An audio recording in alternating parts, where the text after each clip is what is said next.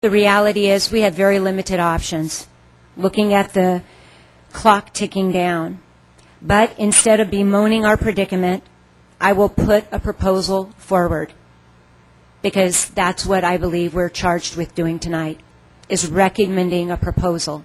If the one that you have presented, George, with all of your effort and with the staff's effort is not satisfactory, as it is not for me. And that proposal would be this. We have a council meeting next week.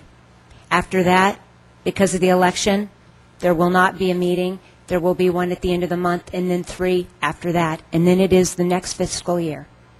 I recommend that at the next council meeting that there be prepared an ordinance that would recommend a 1/2 cent sales tax increase for the upcoming fiscal year. It would not have an emergency clause on it, so if there are those in the community that would instigate a referendum against it, that would be considered. Additionally, it would not be adopted until that ordinance would be written. The community could come next Tuesday night, and they would have additional public input before that might be adopted by this council. Additionally, I would suggest that each person on this council dais recommend 3 members from within the community that they have confidence in setting up a task force. And I would recommend there be a liaison on this council to this task force to evaluate perhaps some of the recommendations that we've already heard the council Vice Mayor, Kruger would like explored, and I would imagine there are a few others that will be delineated as this discussion continues. That task force be charged with bringing back to this council a recommendation before August 1st as to what other areas might be reviewed.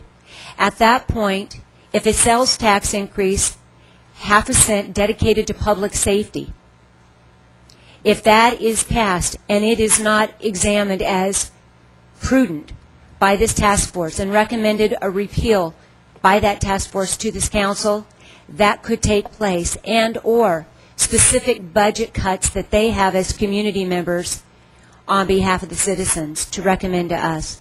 And then finally, should there be other avenues of revenue that they would like for us to consider, some of the other neighboring communities, as we see, when people say to me, why is it that Gilbert is in this pickle?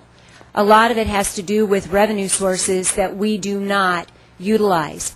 And maybe those are abhorrent, and I recognize that. But on the other hand, the outcomes of what not looking at those revenue sources, what those possibilities might be even more abhorrent. So I would like that discussion to begin. I recognize that this council may not agree in the options that I'm putting forward, but I do believe it's our responsibility to explain to our constituents, as I hope I have, our rationale, and they will ultimately decide as to what they favor. We as a council have delayed this decision, and we have arrived at the point where we are, where our choices are limited this evening, and there is no longer for us the luxury of a wait-and-see approach. Thank you.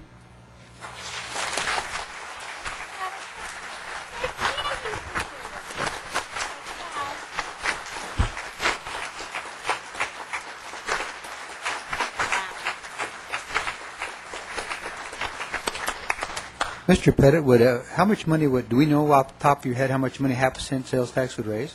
$15 million. Are you sure? Yes, sir. At a cost of about $150 per household per year in the town of Gilbert. Is that accurate, Mr. Pettit? It's slightly less than that because of the declining revenues. It's about 2.9 something right now, but yes, that's approximately correct.